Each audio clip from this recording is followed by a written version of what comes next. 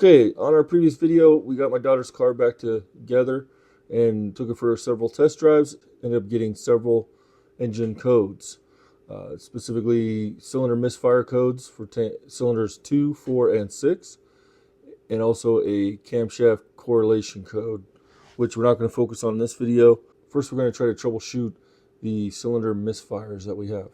Now, we know this is all on bank 2, so the possible causes: spark plugs, coil, electrical connections, compression, and fuel. We already replaced the spark plug, so we can be fairly confident that that's not the issue.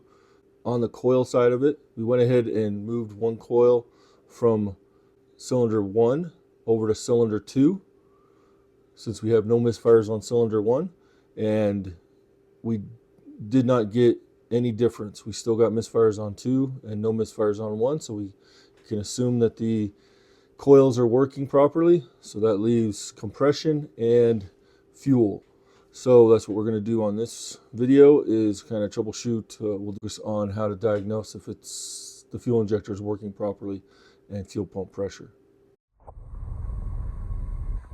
We just started it up, high idle, cold start, and our fuel rail pressures at 2100. It should be at least 2000 psi, so we're looking good there.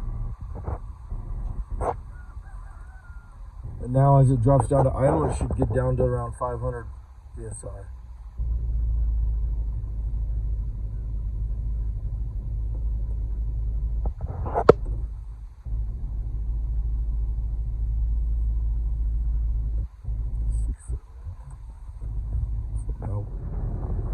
Okay, so we're troubleshooting our fuel system, and there's a couple things I got listed up here. But right now, what we did a key on, engine off, verified our fuel pressure was at least 100. Our low pressure fuel pressure was 105, and ours was 105.3, I believe.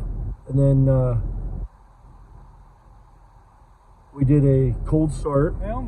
And when you first cold start it, it goes to the high idle, and you check your fuel rail pressure, and it should be around 2000, and ours was at 2100.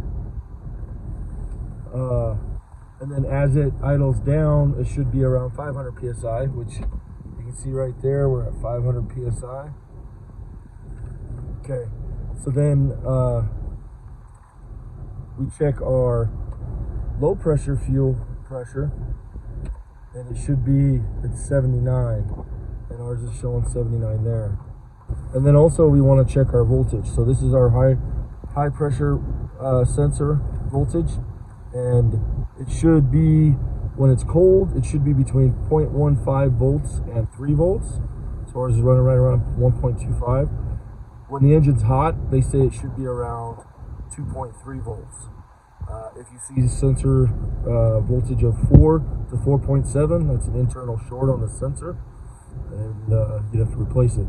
The sensor voltage for the low range here, where we have 2.32, that one is your low pressure, and sensor voltage normal is usually 0.8 to 2.5. So we're within that range, and again, if it's between 4 and 4.7, that sensor is shorted. Let's see, what else okay, so we took it for a test drive. I did a screen record, but I don't know if it worked, so I'll just kind of give you a brief explanation. So if we're looking, bank 2 is the one we're getting the misfires on, and you can see it's got a negative 15-16%. When it's negative, it means the computer's seeing too much fuel, so it's too rich, so it's trying to pull fuel out.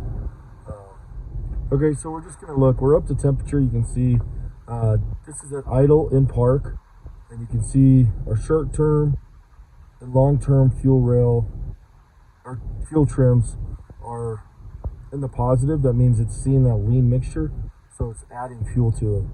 So that could be trying to compensate for what we're seeing on bank 2, but bank 2 is really far out of the way. This negative 10, that means that it's too rich, and the computer's trying to pull fuel out of it. Our fuel pump pressure is kind of low. Should be up there closer to 500 from what I understand. So what we're going to do, we're going to pay attention as we're driving, and we'll see how under load this doesn't seem this looks a lot better. It's closer to 0, which is where you want it. You see our pump pressure comes up just like it should be. And under around 3,000 RPMs under load, it should be at 2,000, about 2,000. Ours is about 2,100. So. Okay, so we're pulling out on the highway.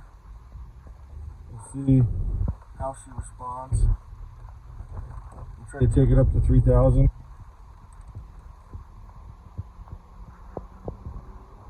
So that's 3. There's 3,000 there. But if you pay attention, you can see that our fuel trims look a lot better. You should see it between -3% to +3%. Now that I let off the throttle, you can see it goes in much bigger differences. So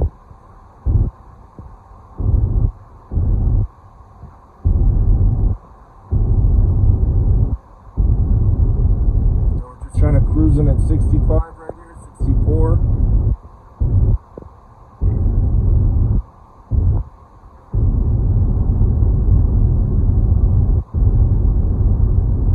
The throttle, you can see how much bank 2 goes out of whack. So it's that light load to idle is where bank 2 really struggles on their fuel trim. Our fuel pressure seems pretty steady. I think the low pressure that we're seeing at idle could be due to the injectors not controlling the fuel right.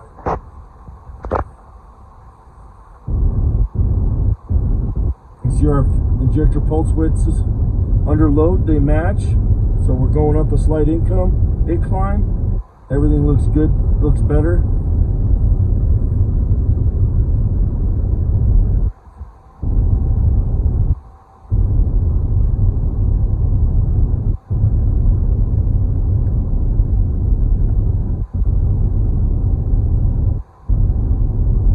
Oxygen sensors look even when we're under load. Okay, so we're going to accelerate here. It's fairly flat. We'll get all the way up to about 55, 60 miles an hour. We're at 15 miles right now. So we're accelerating 3,000, 4,000 RPMs right there. Okay, that's 60. Now let's see what our fuel trims look like. And this is where we see a lot of misfires too. So we can see. Do it.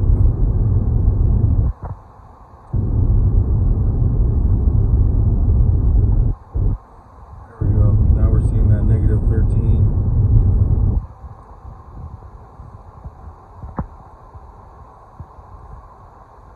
So this is just showing us that it's dumping fuel. We're getting way too much fuel on tank 2. This should be plus or minus 3%. 0 to 7, it's trying to compensate for that, take the fuel away. I'm going to hit the brake and just coast, and that's where it really gets ugly.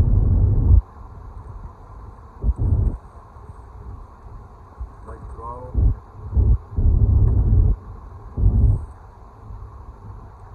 So this is a positive number, it'll bring this negative number closer to 0. Accelerating about 2,800 RPMs.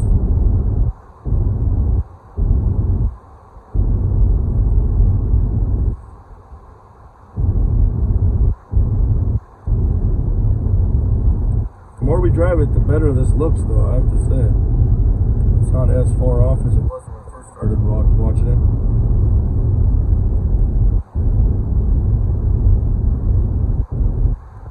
This one seems a little wacky.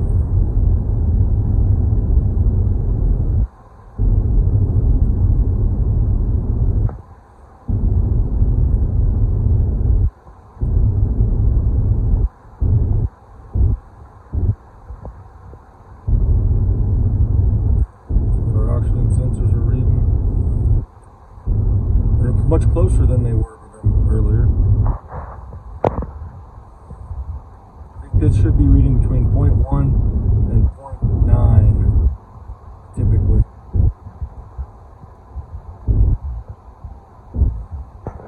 So that's throttle off, decelerating. Goes to 0.01, 0.0.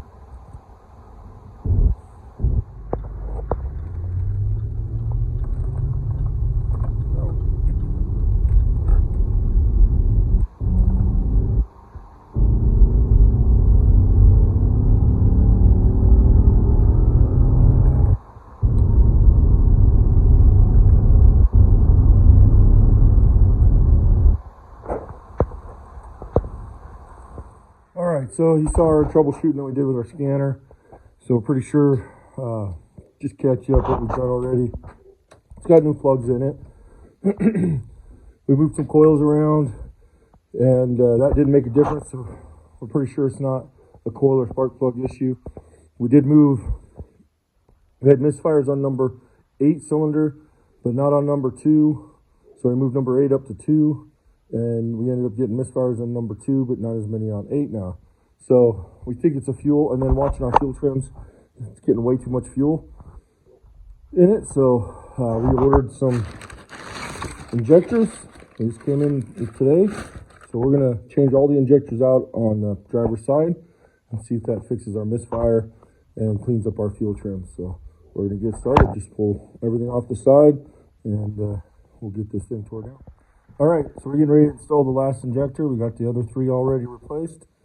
So these are Bosch injectors, brand new. They did not come with this metal clip, so I ordered the metal clips separate. So it's got new clips. The injectors do come with new seals, so that's a good thing. But like I said, this is the last one. This will be in cylinder number 2, and then we'll reinstall the fuel rail and get everything back together and see if that fixes our problem. Sorry. We are back in the 2011 LR4. This is the one we had misfires, so we ended up replacing all 4 injectors on the driver's side, and that got rid of our misfires. So it runs really good, except we are still getting this one, a P0301.